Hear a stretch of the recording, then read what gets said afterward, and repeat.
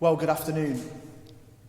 I want to welcome you this afternoon, not necessarily to a funeral service, but a celebration of the life of Susan, or as you all know her, Sue Jackson, and that is how we're going to be talking about her today. My name is Aaron Partington, and I'm going to be taking the service for you today. Firstly, on behalf of the family, I would like to take this opportunity to say a big thank you to wider family and friends for being here today, and also for the people that are watching on the webcast as well, as we share these few moments together and to say our farewells and respects to Sue today. We'll share some memories of Sue provided to me by the family, and I'll read a special poem which I'm sure will make you giggle. There will be a brief period for quiet reflection and individual prayer, then a formal farewell and a brief close. We're gathered here today to celebrate the life and to honour the memory of Sue Jackson. It is the death of this special person that has brought us together here today, and it is her life that we wish to remember and honour. We're drawn here today by our common love, our common respect, and our common grief.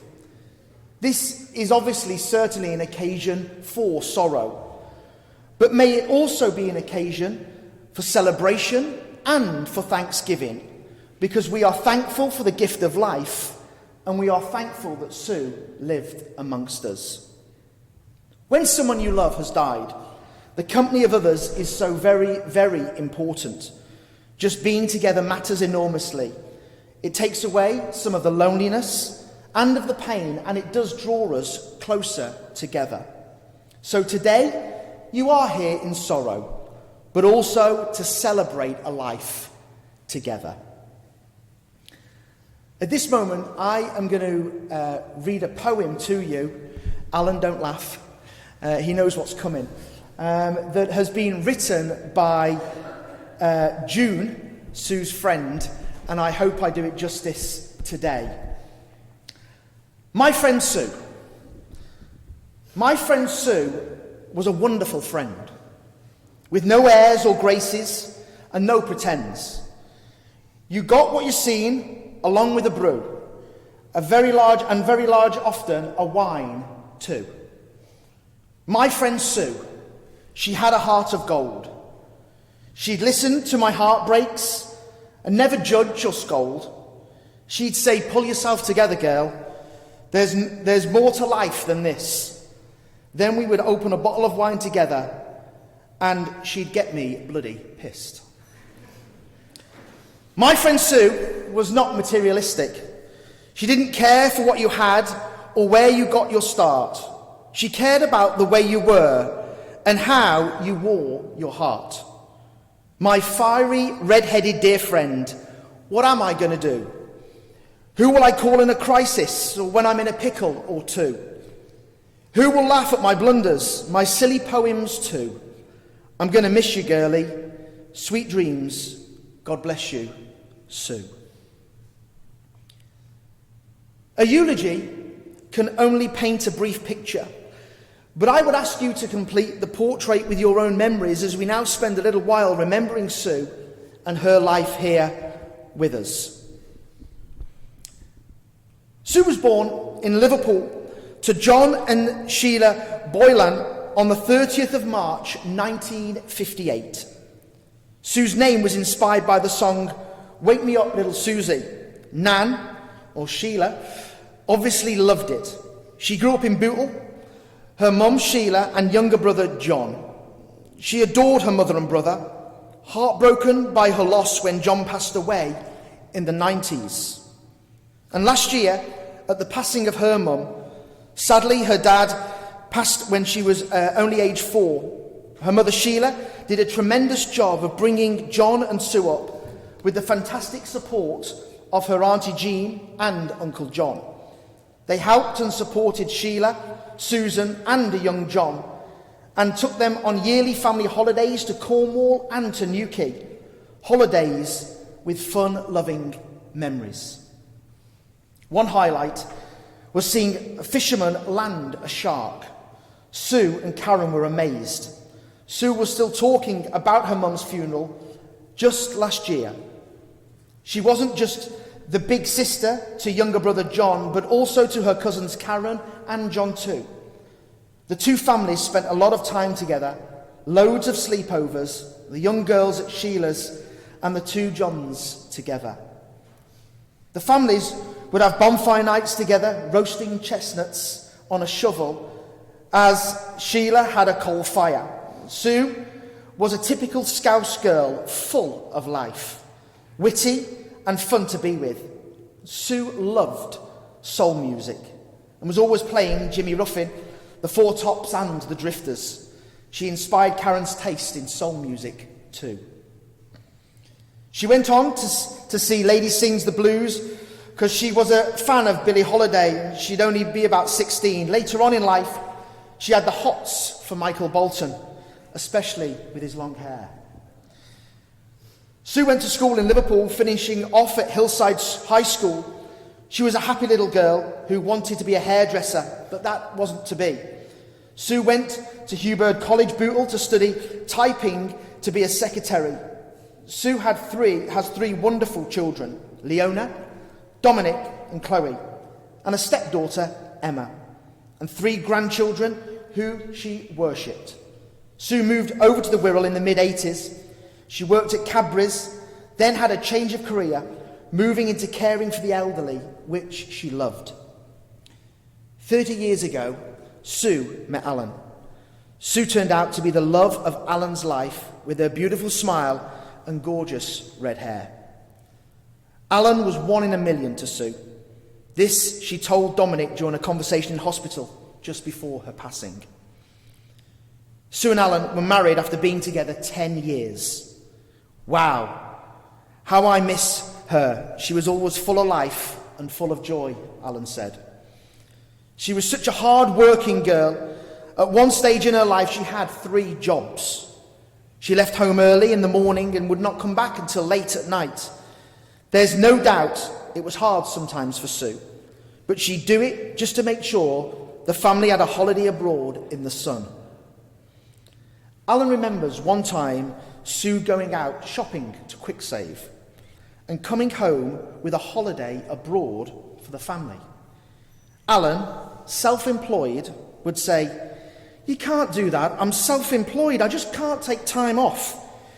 She'd do it many times to Alan, just go out and get a holiday and look at him and say, "We're going."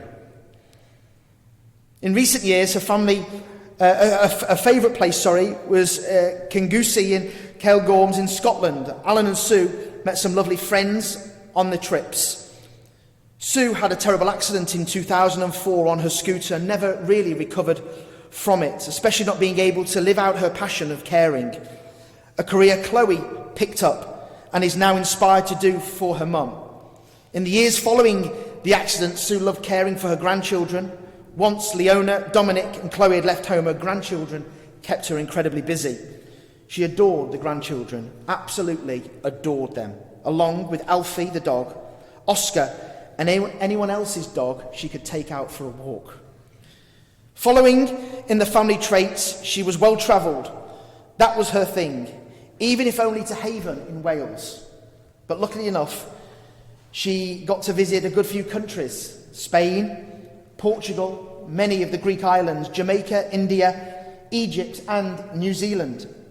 Sun, sea, sand and laughter. Even when injured. In Mallorca, she once had a bad back in the daytime, but in the evening, she came to life. Another time in Tossa de Mar, the time Sue and Alan dressed as babies to win the couples competition. Sue was scared of heights until she went to New Zealand. Next minute, Dom and Alan were watching her jump off the side of a mountain. Paragliding. She was full of surprises, that's for sure. It was hard to believe she was a ginger after a week of coconut oil and the Balearic Beach. Sue enjoyed meeting friends, still keeping in touch with school friends as well as trips to the cinemas and theatres, especially shows with a Scouse humour, Mrs Brown's Boys and Benidorm. She touched the hearts of so many. Always creative to create memories. Leona's favourite memory: once a month on a Saturday evening, Sue and Leona would phone the chip shop and order a random meal by number. While Sue put the babies to bed, Leona would go and collect it, and they would settle down with food and just watch a film called The Champ. We had a taste of most of the menu, but the favourite meals were number 42 and 67. Sue loved everyone and would give everything she had to see their smile. She had no interest in money or materials. She valued love and seeing happiness in others. This was her greatest strength. She sacrificed a lot to ensure others didn't go without. She wanted to give her children, grandchildren, friends, family, strangers, everything she had. She once went to the shop with Maisie. A little boy wanted some brownies, but his dad wouldn't buy them, so Sue bought them for him. Emma recalling how she worked so hard to help pull the money together for her wedding to Mark. Sue wanted her children to have the best she could give them. Birthdays, Christmases, and she always wanted a holiday. Sun, sea, sand, and laughter. Sue was a character. She was very good at nominating people to do things, signing them up to help. Anyone who could drive had a target on their back. She loved encouraging Chloe to sing when a little girl, often nominating her and Danielle to get up on the karaoke. They didn't know it until it was too late. Too embarrassed to sing, too embarrassed to back out. She never discussed the hard times. A lady who never really shared her problems, protecting others. She loved to have fun, loved to laugh, loved to see people laughing. She loved the goss, sometimes too much. Sue was a friendly, fun-loving, social, and always had a story to tell. She loved to chat. Some would say, daughter like mother. Chloe and Leona, please help us. Although Dominic can talk if you get him on the right topic. Sue taught us a lot of things. Number one, love everyone and always make them feel welcome. Number two, give, and give a bit more. Number three, always smile. Smiling and laughing is the remedy of life. Number four, time is always a healer. Number five, holidays aren't cheap, so don't tell anyone until it's booked. Then worry about the price. The heart is heavy, full to the brim of inspiration, love and memories. Sue leaves her memories and inspiration with Alan, her children, her family and her grandchildren, whom she all adored. Every single one of them. Alan wants to thank Sue for everything she did for him. He truly appreciates and thanks her from the bottom of his broken heart. We will meet again, but not yet. Not quite yet. Although Sue is now gone from physical sight, she will always remain alive in your hearts and memories for the person she was to each of you here today. So today we have been remembering her intentionally and with dignity and respect and in the goodness of happy memories. I had the pleasure of having a call with Alan and Chloe just this last week, and as we kind of prepared the service for today, we wanted to put in just a moment that I call a moment of reflection, where we sit just for a few moments and think about maybe the special times that you spent with Sue. And as we do that today, we are going to listen to a piece of music, Somewhere Over the Rainbow by Eva Cassidy.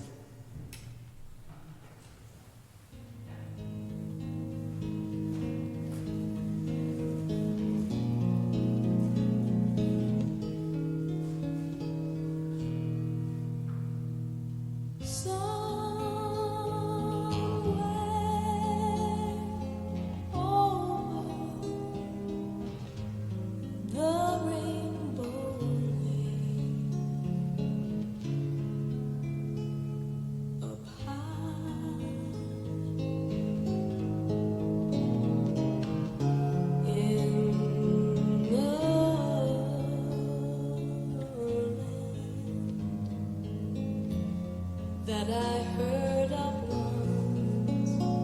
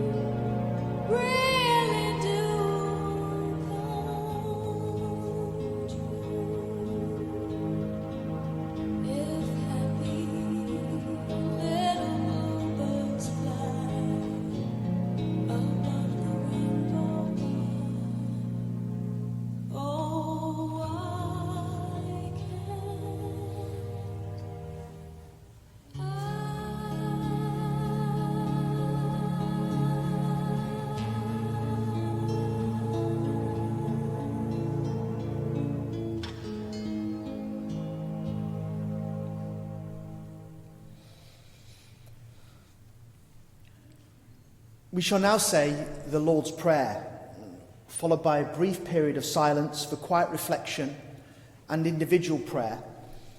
And as we remember Sue today, we're going to take this opportunity to also remember with love and with gratitude those other dearly loved family and friends whom have passed before us and still dwell with us within our hearts. As we say together, Our Father, who art in heaven, hallowed be thy name. Thy kingdom come, thy will be done on earth as it is in heaven. And give us this day our daily bread, and forgive our trespasses, as we forgive those who trespass against us. And lead us not into temptation, but deliver us from evil. For thine is the kingdom, the power, and the glory, forever and ever. Amen.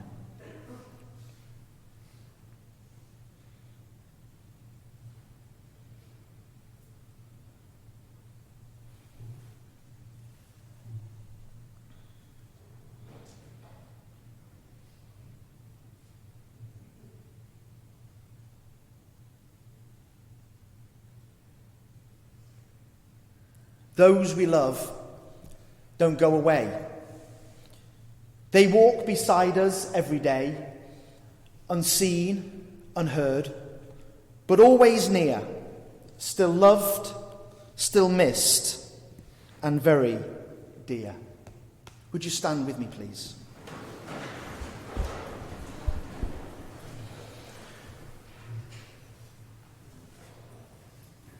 Sue Jackson, we reflect on your qualities that have touched the lives of people here today. And although that there is sadness in your leaving, your life will always live on in the hearts and the minds of your family and friends. Never to fade with time, you will always be with them and always remembered. Our memories live in the knowledge that yours was a life well lived, a life of worth, a life of importance, a life that has left everybody the better off. Your life, your legacy will live on in our hearts forever. So, Sue, with love and respect, we have been remembering your life. Your hopes and ideals we commit to our minds and wills. Your love we commit to our hearts. Sue, with these words, we commit your body to its natural end. May you rest in peace. You may be seated.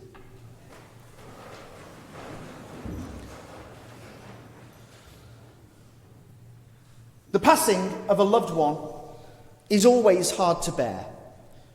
But I hope that you will all have your happy memories of the times that you spent with Sue. There's no easy answer to death, but to live, and to live vigorously and beautifully. We give respect and dignity to the one whom we mourn only when we respect and dignify life and when we live life to the fullest. For everything, there is a season, a time for every matter, a time to weep and a time to laugh, a time to mourn and a time to dance, a time to keep silent and a time to speak, a time to be born and ultimately a time to die. But the best of all answers to death is the continuing affirmation of life. As long as you have memory, then the influence of Sue, whom you all love so much, it remains, and her influence and legacy continues. I want to declare to you all today that today is not an end of love.